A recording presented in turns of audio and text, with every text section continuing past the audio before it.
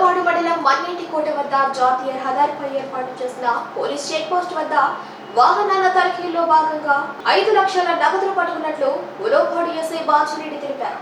విజయవాడ నుండి నెల్లూరు పోగు వాహనాన్ని తనిఖీ చేయగా గుంటూరుకు చెందిన ఎస్కే సైహా అనే వ్యక్తి వద్ద నగదు 5 లక్షలను పోలీసులు సీజ్ చేయడం జరిగింది.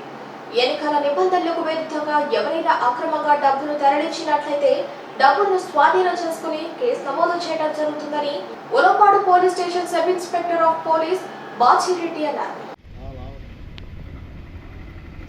ఉలవపాడు మండలం మన్నేటికోట వద్ద జాతీయ రహదారిపై ఏర్పాటు చేసిన పోలీస్ చెక్ పోస్ట్ వద్ద వాహనాల తనిఖీల్లో భాగంగా 5 లక్షల నగదును పట్టుకున్నట్లు ఉలవపాడు ఎస్ఐ బాచిరెడ్డి తెలిపారు.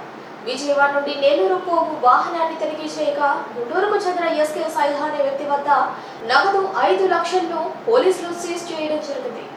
ఎన్నికల నిబంధనలకు విరుద్ధంగా ఎవరైనా అక్రమంగా డబ్బును తరలించినట్లయితే డబ్బును స్వాధీనం చేసుకుని కేసు నమోదు చేయడం జరుగుతుందని Ulavapadu police station sub inspector of police Bachireddy అన్నారు.